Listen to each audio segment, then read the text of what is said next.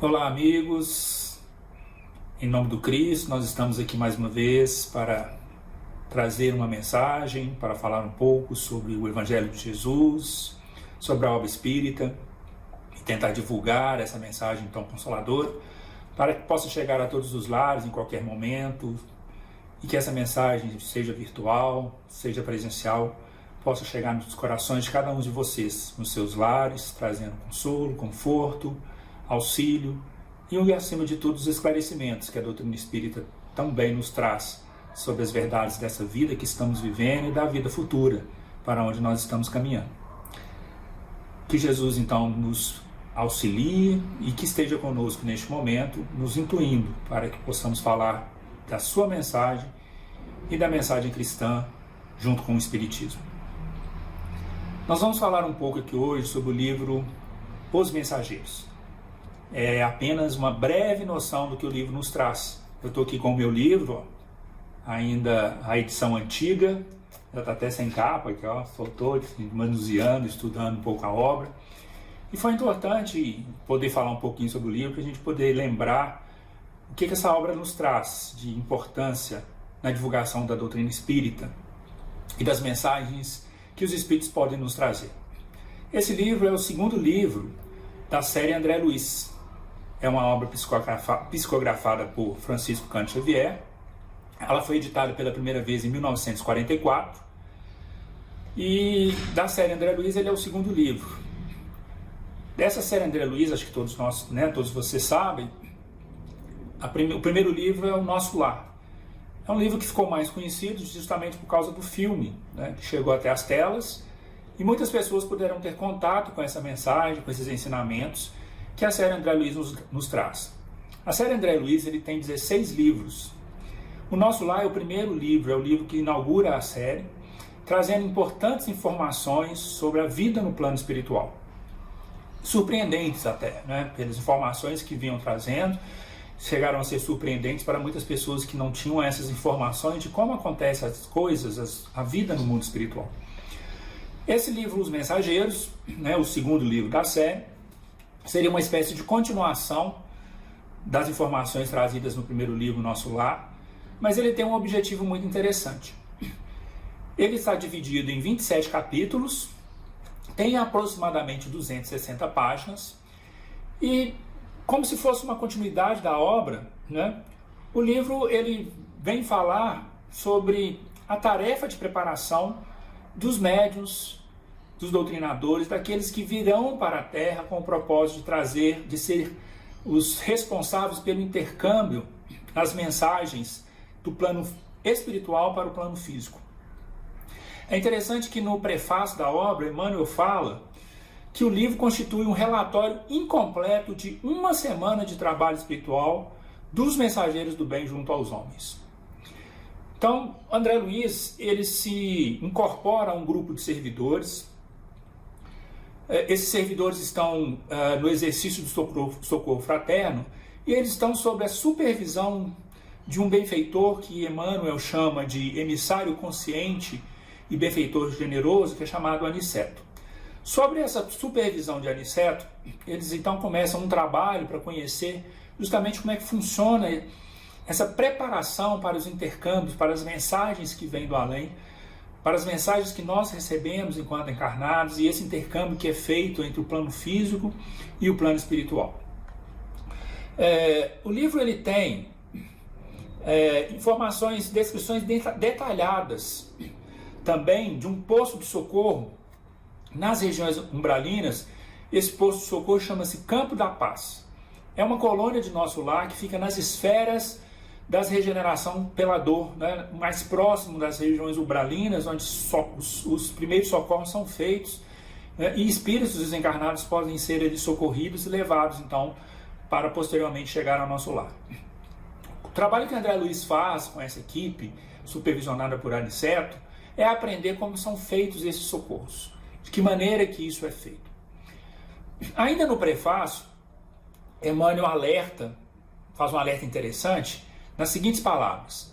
Ele diz para a gente, recorda que as mensagens do além não se destinam apenas à expressão emocional, mas acima de tudo, ao teu senso de filho de Deus, para que faças o inventário de tuas próprias realizações e te integres de fato na responsabilidade de viver diante do Senhor. Nós todos gostamos muito das obras espíritas. Os romances espíritas trazem lindas histórias que nos tocam, que nos emocionam. Mas o alerta de Emmanuel aqui é para dizer isso. Essas mensagens que recebemos do alto, elas vão muito além dessa expressão emocional. Elas deveriam tocar-nos como filhos de Deus neste propósito de melhorarmos a nossa vida, a nossa percepção, buscar a nossa melhoria, e essas mensagens elas servem para nos auxiliar nesse aspecto, para trazer para nós consolo e conforto, mas para dar também esse suporte nessa caminhada.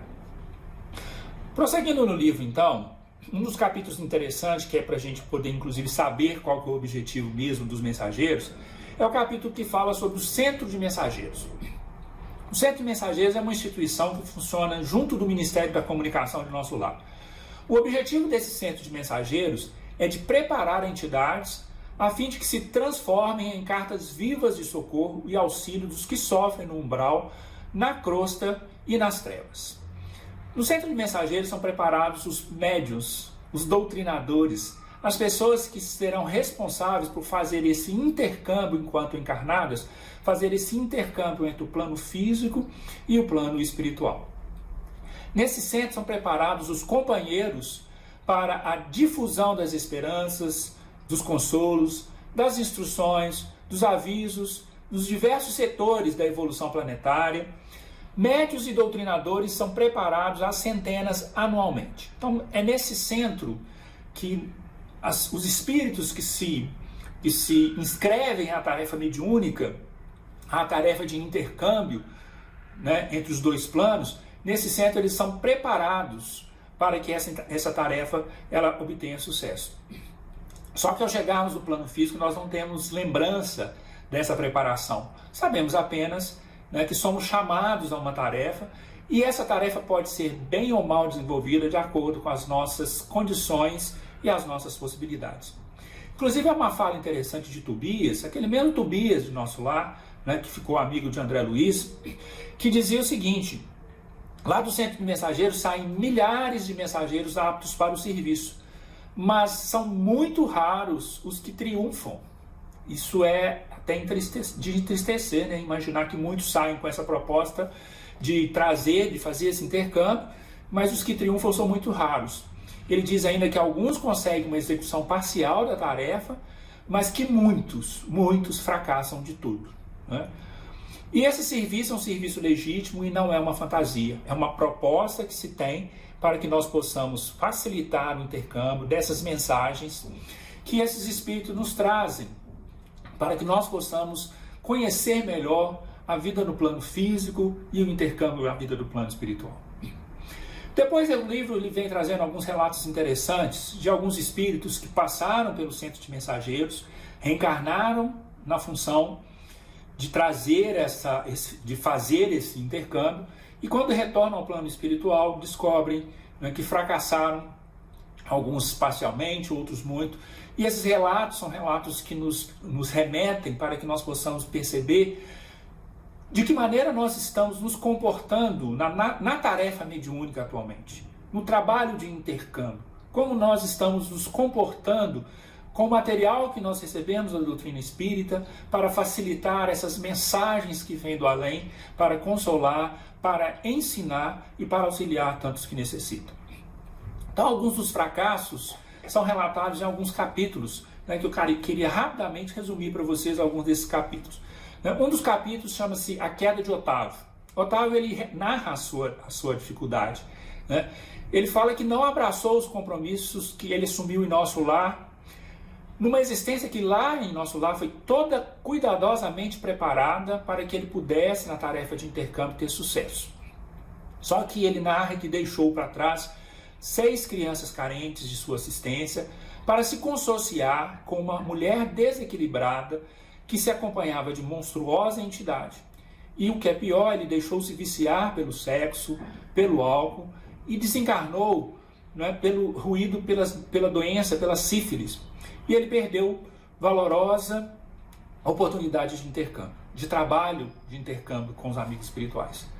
Essas narrativas, elas servem para a nossa reflexão, para que nós possamos pensar exatamente o que nós estamos fazendo da nossa tarefa. Uma outra narrativa está no capítulo Desastre de Acelino, né? Ele narra a sua história de médium que se desvirtuou para a exploração comercial da faculdade.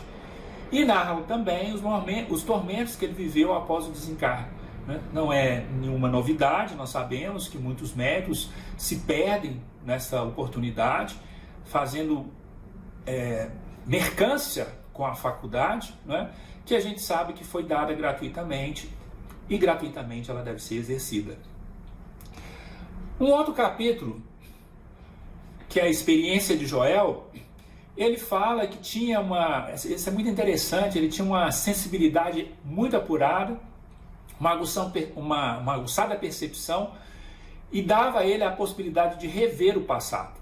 Só que ele, utilizando dessa faculdade de rever o passado, ele não respeitou essa ciência da recordação, de poder recordar, e usou da faculdade para descobrir passado apenas no seu interesse próprio, e não no interesse da divulgação da doutrina e da mensagem cristã. Outro relato é o de Belarmino. Nós estamos falando aqui da tarefa mediúnica, mas Belarmino vem falar para nós também da importância do trabalho do doutrinador. No capítulo Belarmino, Doutrinador, ele fala da importância da missão do doutrinador. E relata também a sua queda nessa função, na experiência que ele tinha enquanto doutrinador de reuniões mediúnicas. E um último capítulo que a gente gostaria de contar aqui rapidamente para vocês é a palavra de Monteiro, em que ele, também na tarefa de doutrinação, ele falava muito da questão da reforma íntima, né? Falava da reforma íntima, da serenidade, do desprendimento dos bens materiais, mas o mais importante de tudo é que ele não aplicava isso a si mesmo. Se apegava ao espiritismo prático, mas não à prática do espiritismo. Essas palavras o Monteiro escutou de Veneranda, porque quando ele teve a oportunidade de fazer os relatos das suas experiências no retorno ao plano espiritual, relatando isso para Veneranda, Veneranda simplesmente resumiu, o fracasso dele dessa forma: você se apegou ao espiritismo prático, mas esqueceu da prática do espiritismo. Quantos de nós estamos muito ligados à prática, principalmente às exteriores? Quanto nós estamos preocupados com a mecânica das reuniões, estamos preocupados em dar corpo, a esse funcionamento das casas espíritas, mas esquecemos da prática do espiritismo no nosso dia a dia, levando não só na nossa palavra da reforma íntima, das coisas que nós ensinamos, que nós falamos, em estudos, em palestras como essa que nós estamos tendo a oportunidade de fazer aqui, levamos essas palavras às pessoas, mas esquecemos de aplicar em nós mesmos. E esse puxãozinho de orelha de Veneranda serve para todos nós, para que nós possamos entender que espiritismo não é só espiritismo prático, mas é prática do espiritismo, ou seja, colocar dentro de nós mesmos todas as lições e praticá-las no nosso dia a dia. Isso que é o mais importante nessa tarefa da doutrina espírita. O livro, como toda a obra de André Luiz, ele traz muitas informações interessantes do plano espiritual, ele continua trazendo algumas informações interessantes no plano espiritual, e é uma leitura muito tranquila, é uma leitura muito fácil. A gente consegue, nessa leitura, um capítulo por dia. Eu mesmo, esse livro eu estudei ao final de cada culto no lar, uma vez por semana, eu encerrava o culto e continuava ali naqueles minutos estudando um capítulo, fazendo as anotações necessárias. E a partir dessas anotações eu fui descobrindo coisas importantes que André Luiz nos esclarecia, da mesma forma como nós vimos em nosso lar. Informações muito relevantes de como funcionam as coisas no plano espiritual e o que nós podemos trazer para o plano físico para que nós possamos aproveitar desses ensinamentos. A mensagem de André Luiz é uma mensagem muito enriquecedora. Ele traz para nós muitas lições. Ele tem um conhecimento, ele amplia um conhecimento profundo da nossa experiência na Terra, e do que nós podemos aproveitar das informações que nós recebemos do plano espiritual. Então, à medida que eu ia estudando, eu fui anotando os capítulos que tratavam de temas muito interessantes para que depois eu pudesse retornar e rever esses capítulos, trazendo algumas informações que a gente pode trazer para a nossa vida.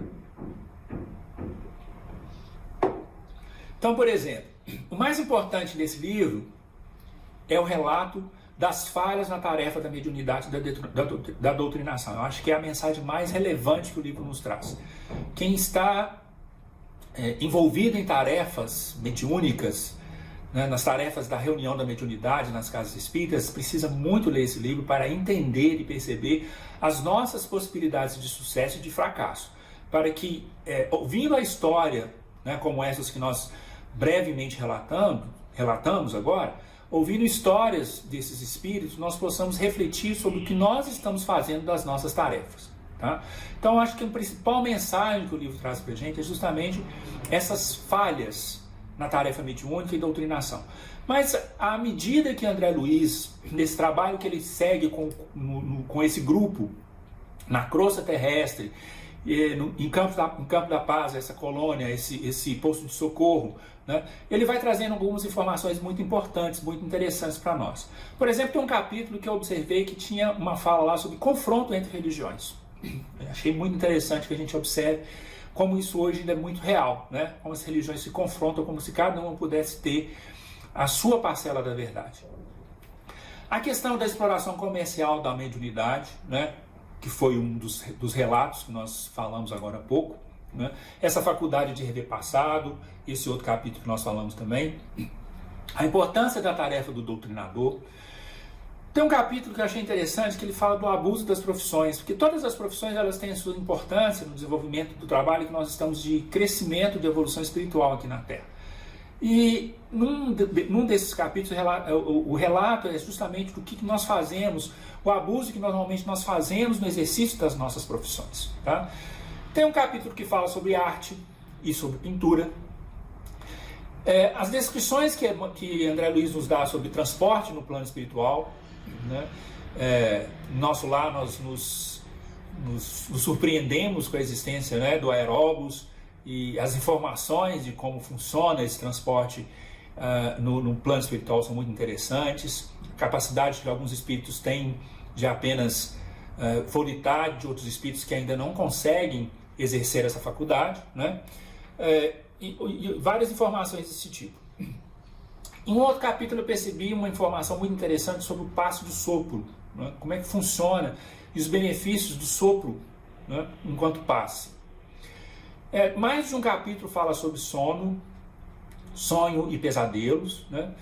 Retratando para nós quais são os reflexos do nosso sono, do nosso sonho, o que acontece durante esse momento. Capítulos que falam sobre o poder da prece, a nossa posição frente à medicina e cooperação dos planos superiores a essa importante função, né, a essa importante profissão aqui na Terra, como é que os espíritos protetores acompanham. Tem um capítulo que fala sobre o casamento no plano espiritual, né, para todos que estão interessados em saber como é que acontece, né, no plano espiritual também há casamentos, né, espíritos que são afins, que se encontraram aqui na Terra e se reencontram no plano espiritual, podem ter essa oportunidade de continuar juntos na caminhada, né. Relatos muito emocionantes sobre efeitos da música e da oração, né, o poder da prece, a oração, o que isso representa para nós. Um capítulo que fala um pouco sobre o culto do Evangelho no lar. Eu acho que é importante para que nós possamos refletir sobre a importância desse momento no nosso lar, trazer o Evangelho para dentro de casa, ter a oportunidade de, junto com a família, de discutir um pouco sobre as lições do Cristo, estabelecer um momento de paz, um momento de equilíbrio, porque neste momento de paz e equilíbrio certamente nós receberemos, né, o auxílio do plano maior, né, esse intercâmbio continuará conosco, né, desde que a gente possa dar a esses espíritos essa oportunidade, né, proporcionar, né, esse intercâmbio, né. Um outro capítulo que me chamou a atenção fala sobre a questão da cura, como é que funcionam questões importantes, né, para reuniões de tratamento, né? Inclusive também num capítulo falando sobre a preparação do plano espiritual para as reuniões, as nossas reuniões no plano físico, né? Tem toda uma preparação também correspondente para no plano espiritual, que os espíritos estão se preparando para estar conosco neste momento. Então são informações muito importantes, muito relevantes, né, que seguem, né, toda aquela lógica que nós aprendemos em nosso lar, que nós vimos em nosso lar, que foi, vamos dizer, palidamente, eu digo palidamente porque o filme tentou retratar um pouco, mas a obra é muito grandiosa e mergulhar num livro como este, como esses livros da série André Luiz, né, é mergulhar efetivamente num conhecimento, numa percepção, numa ampliação de percepção muito grande, que traz para a gente grandes ensinamentos.